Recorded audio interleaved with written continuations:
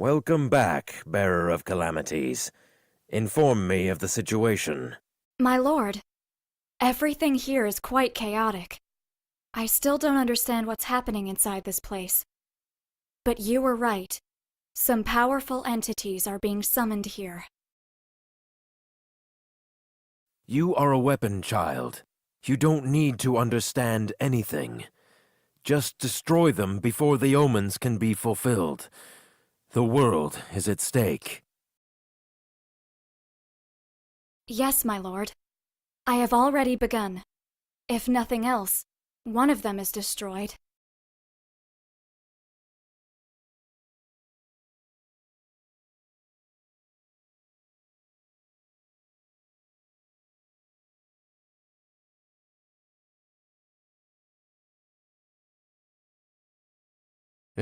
Romy, could you give us a little more information on what's happening outside? Not to mention about this whole damn prophecy thing.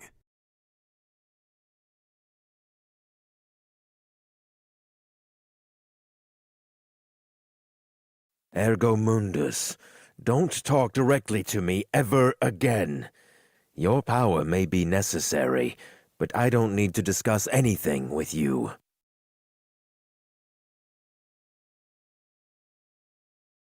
Oh, do you have a problem with me? Problem? Your mere existence is a problem, creature. Tame your beast, Bearer of Calamities. It is a necessary evil, but not one I must tolerate. Shut up, Ergo Mundus. That's an order.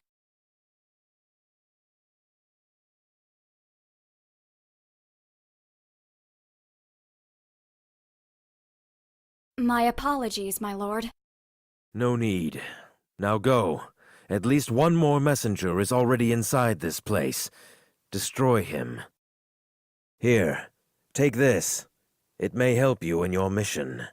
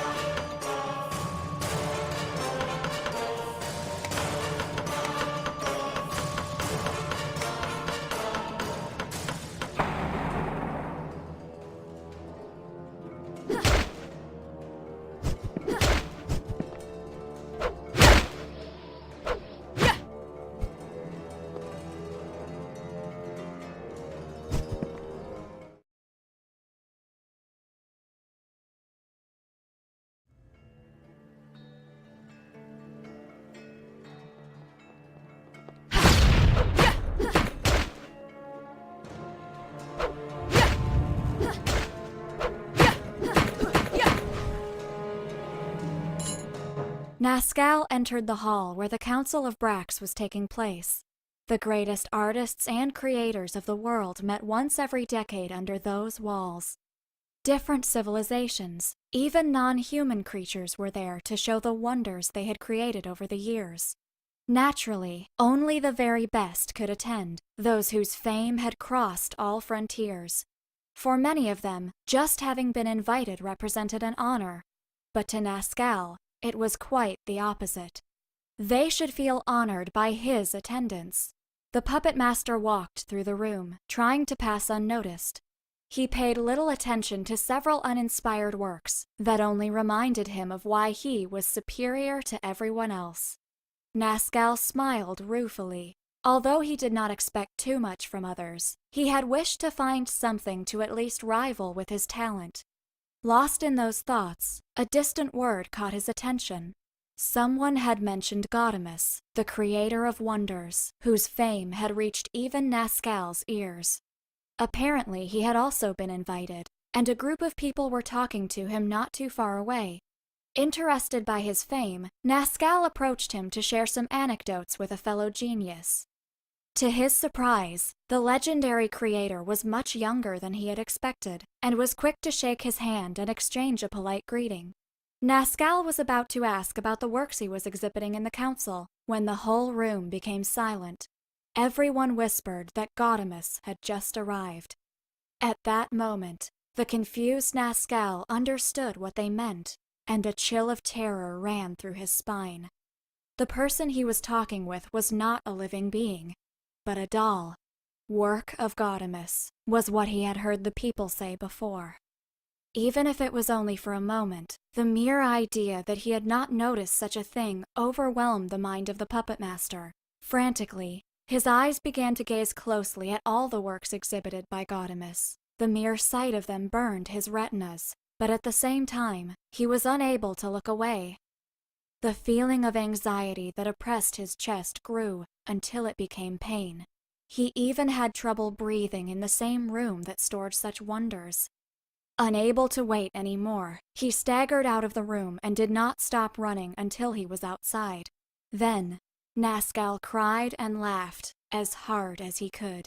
He had been blind all this time. In his egotism, he thought he was on top of the world when he was only standing on a small hill. Only in that moment did he realize that his work was far from having reached its full potential.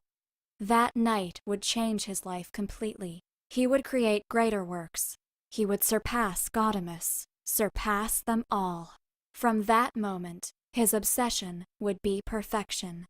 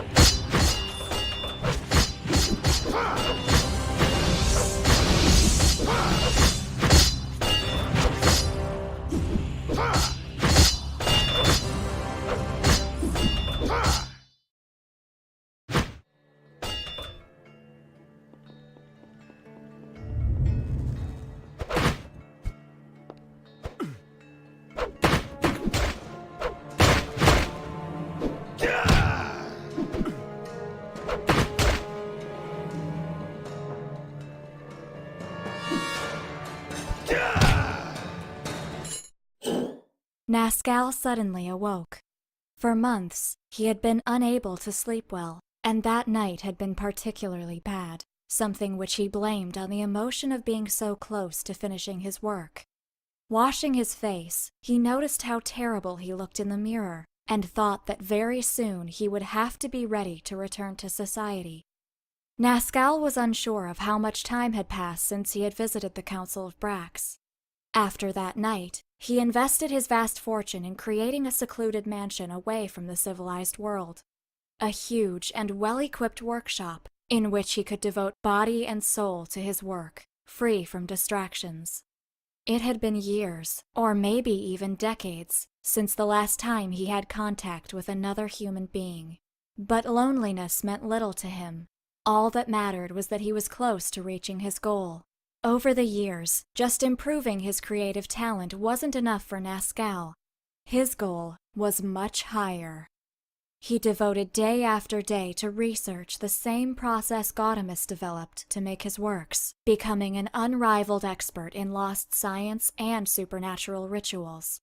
With such unusual tools, he managed to create countless animated puppets, which were able to move by themselves, the very ones that now protected his mansion and took care of its maintenance. But they were all just prototypes for his definitive work, the ultimate puppet. An artificial being so perfect, it would not be aware that it was not alive. Nascal solemnly went down to the heart of his workshop, where his most valued masterpiece waited for him. On the table was a body. Any observer would think without a doubt that it was a true human being. It had the same appearance as its creator, as identical as 2 drops of water. The master puppeteer smiled. In his next encounter with Gaudemus, it would be his marionette that greeted him. An ironic joke that only he would be able to understand. After reviewing the status of the project for hours, Nascal determined that it was only a matter of days until it was finished. Only a few pieces were missing, which should be stored in his secondary workshop. With unusual anxiety, he walked to the north wing in search of them. It had been a long time since he had visited that area of the mansion, and he was not even really sure of why he stopped going there. Upon entering the room, the master puppeteer was struck by the terrible state of the place. He didn't remember having forsaken it for so long. Without giving it too much thought, Nascal walked to where the pieces were stored, but he saw something in his way which puzzled him. There, sitting in the workshop, was a corpse, holding the parts Nascal had come for. His flesh, rotted and dried, was in pretty bad shape, suggesting that it had been in that place for a long time. Surprised, Nascal approached to examine the body, but before he could do so, the puppet master became completely paralyzed with terror. Because, despite being worn and wasted, there was no doubt. The corpse had exactly the same face as him.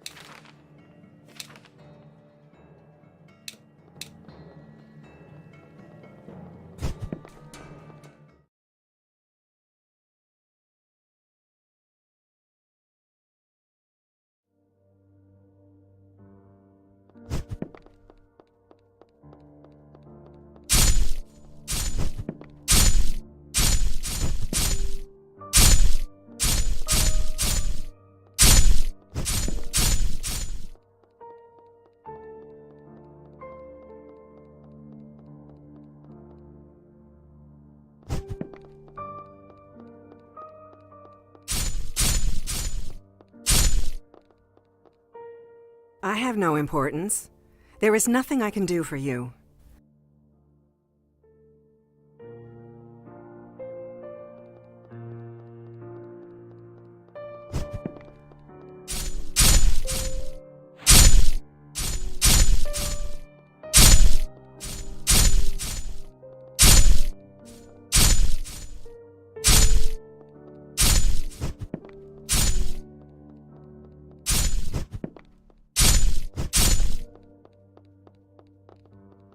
I am nobody.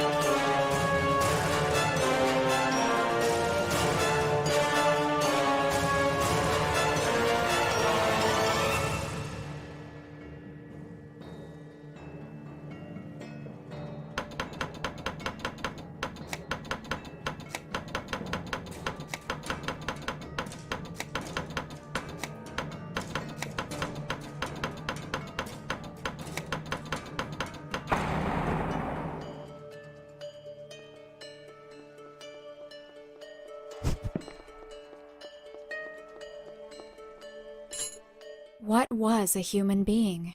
What exactly was he? Nascal didn't know for how long, years perhaps. He had asked the same questions without finding an answer. Was the dead body in the workshop the real Nascal? But if it was, why did it hold the parts needed to complete the project? The puppet master had his body analyzed several times over the years, trying to find something that could help him determine if he was a man or marionette. In his research, Nascal severed some of his limbs, replacing them with metal implants, an irony that even he could see.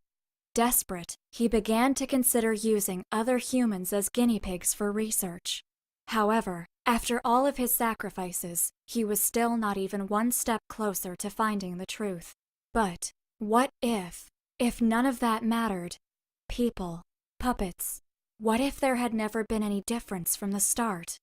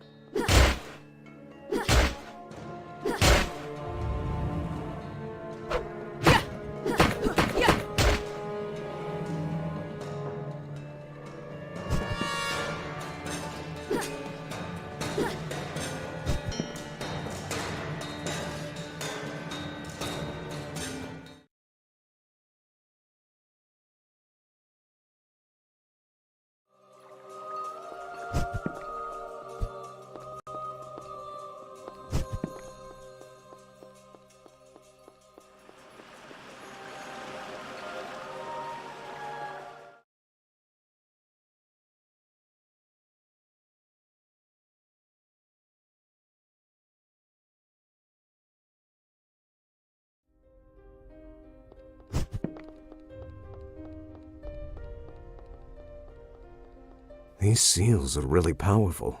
I don't think that we can open them, baby.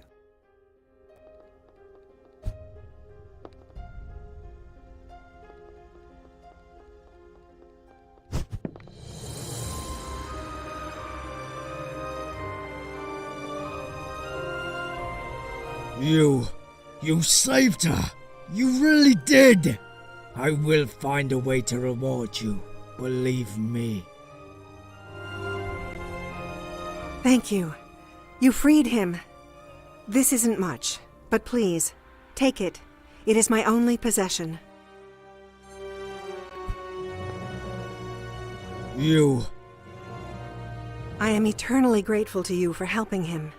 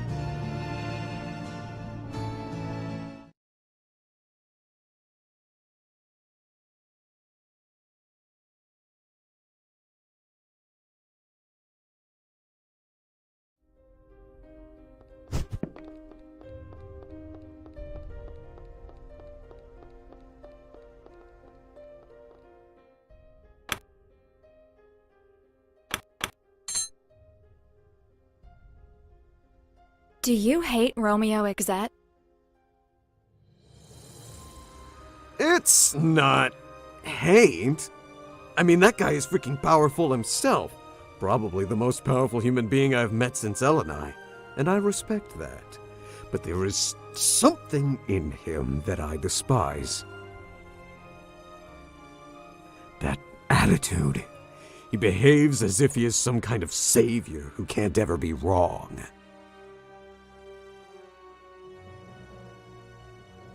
Too similar to you?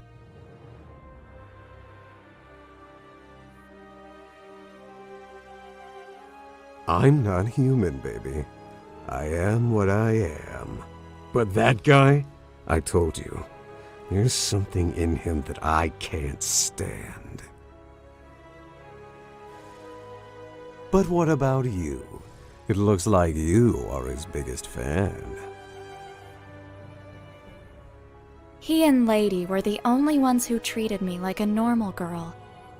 He has no qualms calling me his weapon, his instrument, but he was nice to me. That's just because he's not afraid of me. It's another way to prove that he's better than everyone else. Oh, someday, I wish I could have a chance to kick his ass. That is something that's not gonna happen. A book can dream.